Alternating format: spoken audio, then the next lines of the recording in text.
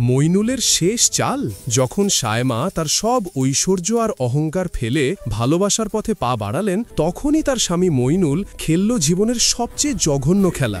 আরিফের সেই আকুল চিঠিটা লুকিয়ে ফেলে সে তাদের মিলনের পথ বন্ধ করে দিল। একদিকে প্রতারণা, অন্যদিকে অবিশ্বাস।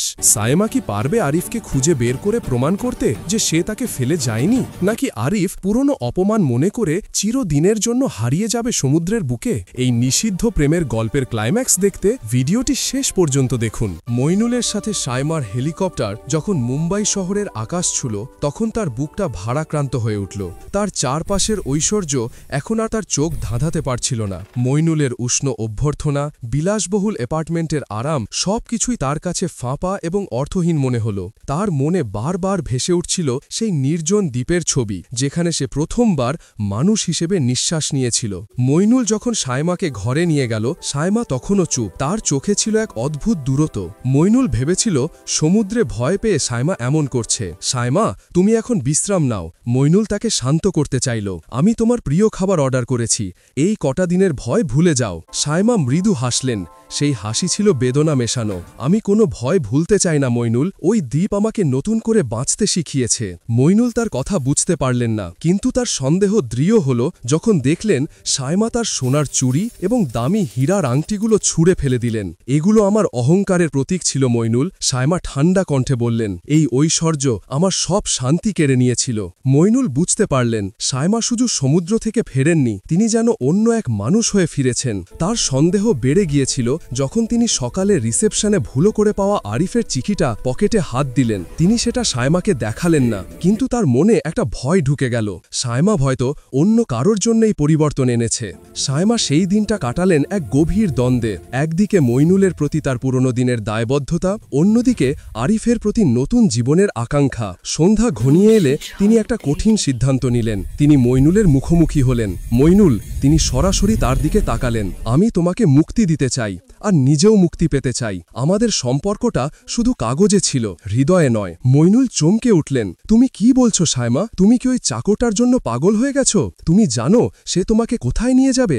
সায়মার চোখ জল ছলছল করে উঠল। সে আমাকে সেখানে নিয়ে যাবে যেখানে আমি নিজেকে খুঁজে পেয়েছি, শান্তিতে। তুমি হয়তো আমাকে সবকিছু দিয়েছ, কিন্তু স্বস্তি দাওনি। আমি তোমার দেওয়া কোনো সম্পদ চাই না। মইনুল রাগে থমকে গেলেন। তিনি বুঝতে পারলেন সায়মার মন এখন তার হাতের মুঠোয় নেই। প্রতিশোধ নিতে তিনি আরিফের দেওয়া সেই চিঠিটা বের করে ছিঁড়ে ফেললেন। এই নাও তোমার প্রেমের প্রমাণ।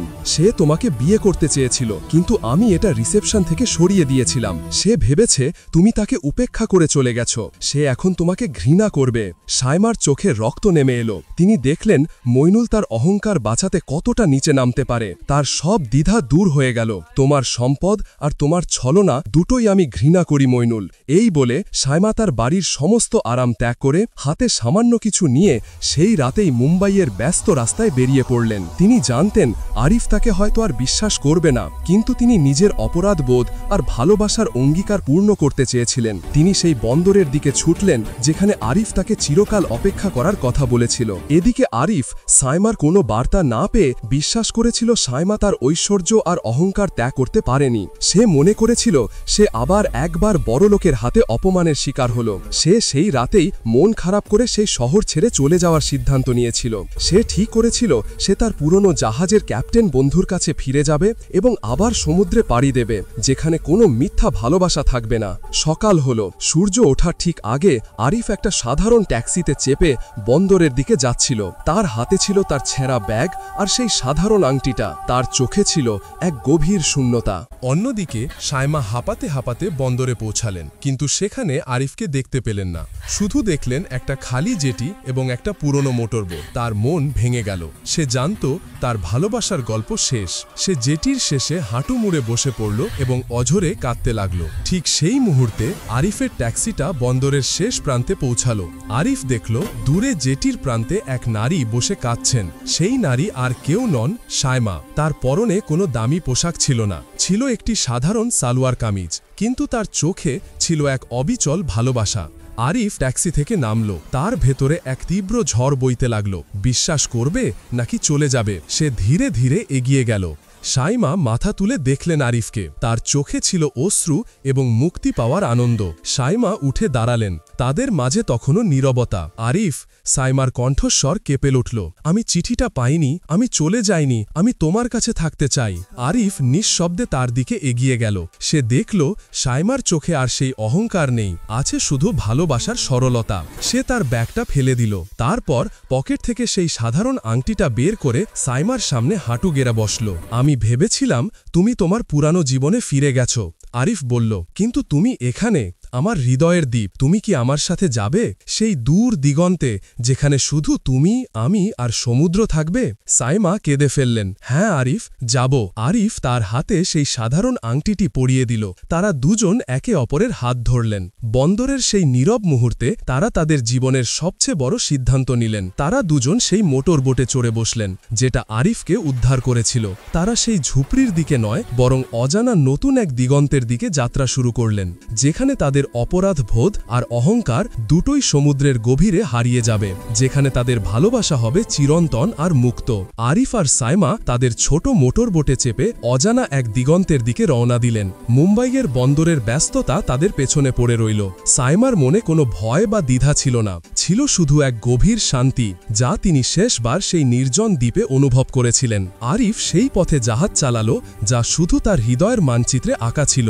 তাদের গন্তব্য ছিল ভারতের উপকূলের কাছাকাছি একটি ছোট জনবসতিহীন মাছ ধরার গ্রাম।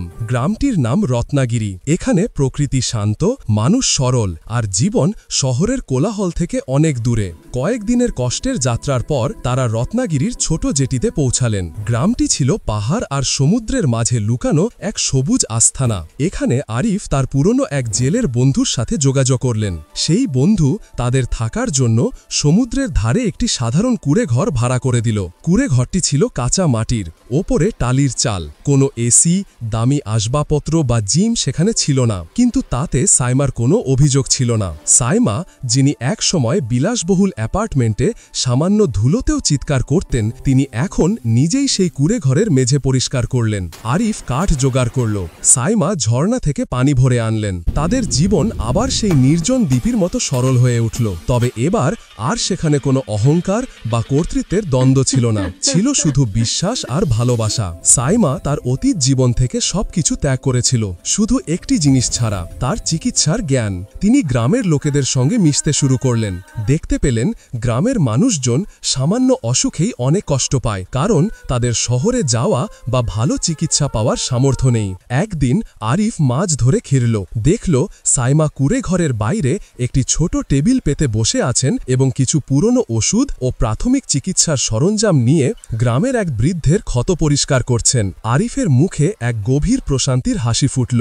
এই সেই নারী যাকে সে এক সময় অহংকারী দানবী ভাবত, আজ তিনি সম্পূর্ণভাবে মানুষের সেবায় নিয়োজিত হয়েছেন। তোমার অহংকার এখন কোথায় ম্যাডাম? আরিফ দুষ্টুমি করে জিজ্ঞেস করল। সাইমা হেসে উত্তর দিলেন, আমার অহংকার এখন এই সমুদ্রের গভীরে হারিয়ে গেছে আরিফ, আর আমার আসল পরিচয় হলো এই সেবা। তারা সিদ্ধান্ত নিলেন এই রত্নাগিরিতেই তারা নতুন জীবন শুরু করবেন। আরিফ নিজের পুরনো অভিজ্ঞতার ভিত্তিতে একটি ছোট মাছ ধরার ব্যবসা শুরু করলেন। সাইমা গ্রামের মানুষের জন্য একটি ছোট স্বাস্থ্যসেবা কেন্দ্র খুললেন, যা স্থানীয়দের কাছে হয়ে উঠল এক আশীর্বাদ। মইনুল হকের জগৎ থেকে আসা সাইমার খবর এক সময় মুম্বাই পর্যন্ত পৌঁছেছিল।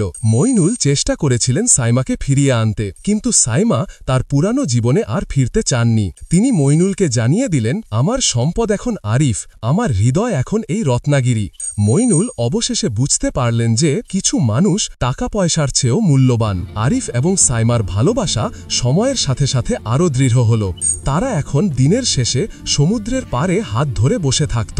ঢেউয়ের গর্জন এখন তাদের কাছে মুক্তির সঙ্গীতের মতো মনে হতো। সেই নির্জন দ্বীপের প্রলোভনময় প্রেম এখন পরিণত হয়েছিল এক শান্ত, স্থিতিশীল অঙ্গীকারে। একদিন সন্ধ্যায় যখন আকাশ কমলা রঙে সেজেছিল, সাইমা আরিফের দিকে তাকালেন। জান আরিফ, সেই দ্বীপে আমার প্রথম ইচ্ছা ছিল পালিয়ে যাওয়া, কিন্তু আজ আমার শেষ ইচ্ছা হলো এই সমুদ্রের পাশে তোমার সঙ্গে চিরকাল থেকে যাওয়া। আরিফ সাইমার হাত চেপে ধরলেন। তাদের জীবনের জাহাজ ঝড়ের পর নিরাপদ বন্দরে নোঙর ফেলেছিল। তাদের হৃদয় আর কোনো দ্বিধা, অপরাধ বোধ বা অহংকারের শিকার ছিল না। তারা একে অপরের হৃদয়ের গভীরে খুঁজে পেয়েছিল সেই অনাবিল শান্তি যা কোনো সম্পদ দিয়ে কেনা যায় না। রত্নাগিরির সেই সাধারণ কুঁড়ে ঘরে ঘরটি হয়ে উঠল তাদের ভালোবাসার সবচেয়ে মূল্যবান প্রাসাদ। তাদের গল্পটা আর কেবল টিকে থাকার লড়াই ছিল না, ছিল ভালোবাসার বিজয়ের গাথা। রত্নাগিরির সেই সাধারণ কুঁড়েঘরটি হয়ে উঠল তাদের সবচেয়ে মূল্যবান প্রাসাদ, কারণ সাইমা আর আরিফ খুঁজে পেয়েছিল সেই অনাবিল শান্তি যা কোনো সম্পদ দিয়ে কেনা যায় না। তাদের গল্পটা আর কেবল টিকে থাকার লড়াই নয়, বরং ভালোবাসার বিজয়ের গাথা, যেখানে ঐশ্বর্য হার মেনেছিল সরলতার কাছে। এই দুঃসাহসী প্রেমের পরিণতি আপনাদের কেমন লাগলো? এই গল্প নিয়ে আপনার মনে কি চলছে তা কমেন্ট বক্সে অবশ্যই লিখবেন। আর এমন আরও সুন্দর গল্প পেতে আমাদের চ্যানেলটি সাবস্ক্রাইব করুন এবং ভিডিওটিতে একটি লাইক দিন। পাশে থাকার জন্য ধন্যবাদ। সবাই ভালো থাকুন।